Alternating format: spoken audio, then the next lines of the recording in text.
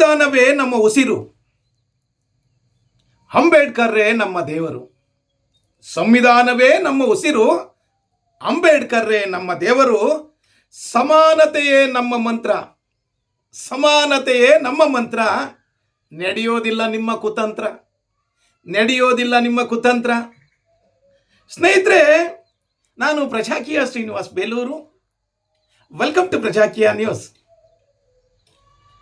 ನೀವಿನ್ನೂ ನನ್ನ ಯೂಟ್ಯೂಬ್ ಚಾನಲ್ಗೆ ಸಬ್ಸ್ಕ್ರೈಬ್ ಆಗಿಲ್ಲ ಅಂದರೆ ದಯಮಾಡಿ ಸಬ್ಸ್ಕ್ರೈಬ್ ಆಗಿ. ಹಾಗೂ ಇವತ್ತು ಸಂವಿಧಾನದ ಬಗ್ಗೆ, ಸಂವಿಧಾನವನ್ನು ಅವಹೇಳನ ಮಾಡಿದವರ ಬಗ್ಗೆ, ಸಂವಿಧಾನದ ಶಿಲ್ಪಿಯ ಬಗ್ಗೆ ಹಗುರವಾಗಿ ಮಾತನಾಡಿದವರ ಬಗ್ಗೆ ನಾನು ನಿಮಗೆ ತಿಳಿಸಬೇಕು ಅಂತ ಯೋಚನೆ ಮಾಡ್ತಾ ಇದ್ದೀನಿ. ಹಾಗಾಗಿ ಈ ವಿಡಿಯೋವನ್ನು ಸಂಪೂರ್ಣವಾಗಿ ನೋಡಿ. ಸ್ನೇಹಿತರೆ, ನಮ್ಮ ಸಂವಿಧಾನಕ್ಕೆ ಈಗ 75 ವರ್ಷ. ಸಂವಿಧಾನದ ನಡೆಗೆ, ಗೌರವದ ಕಡೆಗೆ ಈ 75 ವರ್ಷದ ವರ್ಷಾಚರಣೆಯಲ್ಲಿ ನಾವಿದ್ದೇವೆ. ಹಾಗಾಗಿ ಸಂವಿಧಾನದ ಶಿಲ್ಪಿ, ಸಮಾನತೆ ಹರಿಕಾರ ಡಾಕ್ಟರ್ ಬಾಬಾ ಸಾಹೇಬ್ ಅಂಬೇಡ್ಕರ್ ರವರನ್ನ ಸ್ಮರಿಸುತ್ತಾ, ಸಂವಿಧಾನವನ್ನು ವಿರೋಧಿಸುವವರಿಗೆ, ಸಮಾನತೆಯನ್ನು ವಿರೋಧಿಸುವವರಿಗೆ ಧಿಕ್ಕಾರವನ್ನು ಹೇಳುತ್ತಾ, ಸ್ನೇಹಿತರೆ, ನಮ್ಮ ಘನತೆ ಬೆತ್ತ ಗೃಹ ಮಂತ್ರಿಗಳು ಹಾಗೂ ಗೊಚ್ಚೆ ಮನಸ್ಸಿನ, ಕೆಟ್ಟ ಮನಸ್ಸಿನ ಗೃಹ ಮಂತ್ರಿಗಳು ಆದಂಥ ಅಮಿತ್ ಶಾ ರವರು ಪಾರ್ಲಿಮೆಂಟ್ನಲ್ಲಿ ಅಂಬೇಡ್ಕರ್ ಅವರ ಬಗ್ಗೆ ಹಗುರವಾಗಿ ಮಾತಾಡಿದ್ದಾರೆ, ಹಗುರವಾಗಿ ಮಾತಾಡಿದ್ದಾರೆ. ಅಂಬೇಡ್ಕರ್ ಅಂಬೇಡ್ಕರ್ ಅಂಬೇಡ್ಕರ್ ಅನ್ನೋದು ವ್ಯಸನವಾಗ್ಬಿಟ್ಟಿದೆ ಅಂತ, ಅಂದ್ರೆ ರೋಗದ ಸಂಕೇತ ಅಂತ. ಸ್ನೇಹಿತರೆ, ನನ್ನ ಪ್ರಕಾರ ಅಂಬೇಡ್ಕರ್ ಅಂದ್ರೆ ಪ್ರೀತಿಯ ಸಂಕೇತ, ಅಂಬೇಡ್ಕರ್ ಅಂದ್ರೆ ಸಮಾನತೆಯ ಸಂಕೇತ, ಅಂಬೇಡ್ಕರ್ ಅಂದ್ರೆ ಅಭಿವೃದ್ಧಿಯ ಸಂಕೇತ, ಅಂಬೇಡ್ಕರ್ ಅಂದ್ರೆ ಮಾನವತೆಯ ಸಂಕೇತ. ಇವರು ಈ ವ್ಯಸನ ಅಥವಾ ರೋಗ ಅಂತ ಹೇಳಿದಾರಲ್ವಾ, ಇವರ ಮನಸ್ಥಿತಿ ಹೇಗಿದೆ ಸ್ನೇಹಿತರೆ?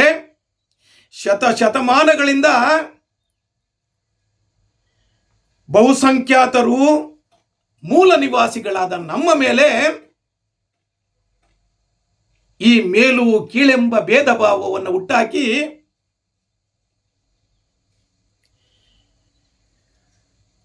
ನಮ್ಮನ್ನ ಕೀಳಾಗಿ ಕಾಣುತ್ತಾ ಈ ದೇವರು, ಧರ್ಮ, ಸ್ವರ್ಗ, ನರಕ ಎಲ್ಲವನ್ನ ಭ್ರಮೆಯಲ್ಲಿ ಸೃಷ್ಟಿ ಮಾಡುತ್ತಾ, ಅವರು ಸುಖ ಭೋಜನವನ್ನು ಮಾಡುತ್ತಾ ಸುಖವಾಗಿ ಇದ್ದು ನಮ್ಮನ್ನ ನರಕಕ್ಕೆ ತಳ್ಳಿಬಿಟ್ಟಿದ್ರು. ನಮ್ಮನ್ನ ನರಕಕ್ಕೆ ತಳ್ತಾ ಇವತ್ತು ಅಂಬೇಡ್ಕರ್ ಬಂದು ಸಂವಿಧಾನವನ್ನು ತಂದು, ಸಮಾನತೆಯನ್ನು ತಂದು, ಈ ಮೇಲು ಕೀಳೆಂಬುದನ್ನ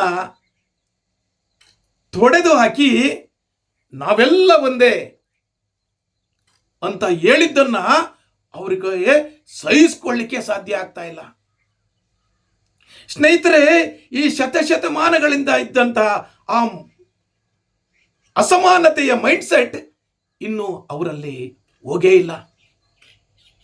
ಇದಕ್ಕೆಲ್ಲ ಕಾರಣರಾದಂಥ ಅಂಬೇಡ್ಕರ್ನವರನ್ನು ಅವರು ವ್ಯಸನ ಅಂತ ಹೇಳ್ತಾರೆ.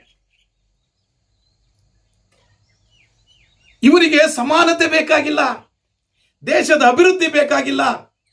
ಇವರು ಮೇಲು ಜಾತಿಯವರಾಗಿರಬೇಕು, ನಾವೆಲ್ಲ ಮೇಲು ಧರ್ಮದಲ್ಲಿರಬೇಕು, ನಾವು ಉಳಿದವರೆಲ್ಲರೂ ಕೀಳಾಗಿರಬೇಕು ಅನ್ನೋದೇ ಇವರ ಉದ್ದೇಶ.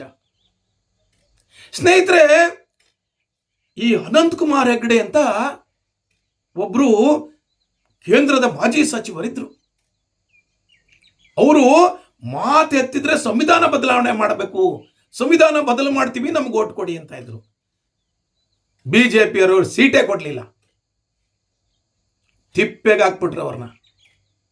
ಮೊನ್ನೆ ಇನ್ನೊಬ್ರು ಪೇಜಾವರ ಮಠಾಧೀಶರು, ಈ ಸಂವಿಧಾನದಲ್ಲಿ ನಮಗೆ ಗೌರವ ಇಲ್ಲ,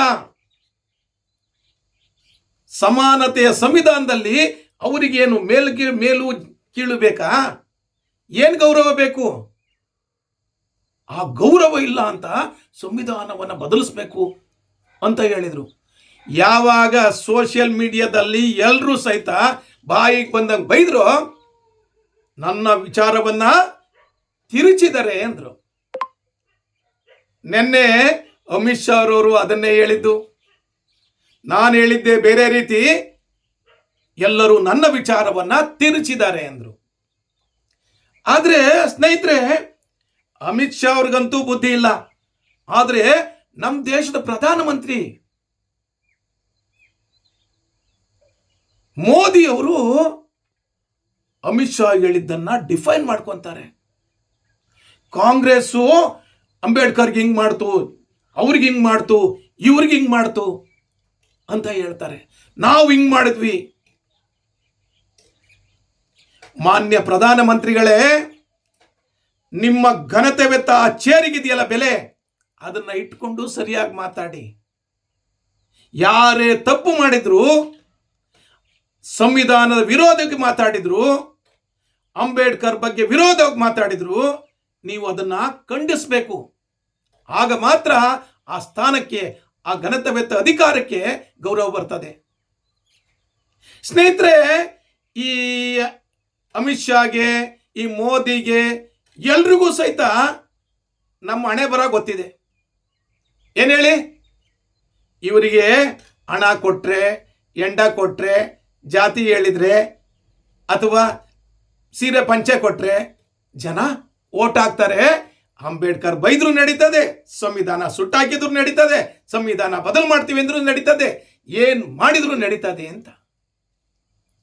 ಈಗ ಅರ್ಥ ಮಾಡ್ಕೋಬೇಕಾದ್ರೆ ನಾವು ನೀವು,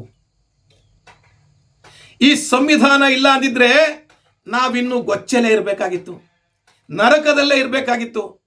ಆದ್ದರಿಂದ ಅಂಬೇಡ್ಕರ್ ಅವರನ್ನ, ಅಂಬೇಡ್ಕರ್ ಆದರ್ಶಗಳನ್ನ, ಅಂಬೇಡ್ಕರ್ ತತ್ವಗಳನ್ನ, ಸಂವಿಧಾನವನ್ನ, ಸಮಾನತೆಯನ್ನ ನಾವೆಲ್ಲ ಗೌರವಿಸೋಣ.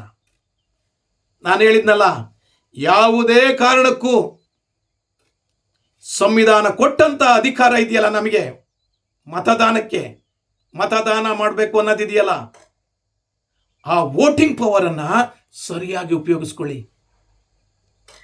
ಯಾರು ಸಂವಿಧಾನ ಬದಲು ಮಾಡ್ತೀನಿ ಅಂತಾರೋ, ಯಾರು ಅಂಬೇಡ್ಕರ್ನನ್ನ ವಿರೋಧಿಸ್ತಾರೋ, ಈ ಅಂಬೇಡ್ಕರ್ ತತ್ವಗಳಿಗೆ ವಿರುದ್ಧವಾಗಿ ನಡ್ಕೊಂತಾರೋ, ಅವರಿಗೆ ಸರಿಯಾದ ಸಮಯ ಅಂದ್ರೆ ಚುನಾವಣೆ, ಅಲ್ಲಿ ಅವರಿಗೆ ಸರಿಯಾದ ತಕ್ಕ ಪಾಠ ಕಲಿಸಿ. ನಾನು ಎಲ್ಲ ಹಿಂದುಳಿದವರಿಗೆ, ಈಗ ಸಂವಿಧಾನದ ಆಶಯದಂತೆ ಬದುಕ್ತಾ ಇದೀವಲ್ಲ ನಾವು, ಸಮಾನರು ಅಂತ, ಅವ್ರೆಲ್ರಿಗೂ ನಾನು ರಿಕ್ವೆಸ್ಟ್ ಮಾಡೋದಿಷ್ಟೇ, ಸರಿಯಾಗಿ ಬುದ್ಧಿ ಕಲಿಸಿ. ಸರಿಯಾಗಿ ಬುದ್ಧಿ ಕಲಿಸಿದ್ರೆ ಇನ್ನೊಮ್ಮೆ ಅಂಬೇಡ್ಕರ್ ಬಗ್ಗೆ, ಸಂವಿಧಾನದ ಬಗ್ಗೆ ಯಾರು ಚಕಾರ ಎತ್ತಬಾರದು. ಅವ್ರಿಗೆ ಗೊತ್ತಿಲ್ಲ, ನಮ್ಮ ಭಾರತ ಇರೋವರೆಗೆ, ನಾವೆಲ್ಲ ಇರೋವರೆಗೂ ಸಹಿತ, ಈ ಭೂಮಿ ಇರೋವರೆಗೆ, ಸೂರ್ಯ ಚಂದ್ರ ಇರೋವರೆಗೆ ಈ ಸಂವಿಧಾನ ಇರುತ್ತೆ ಅಂತ.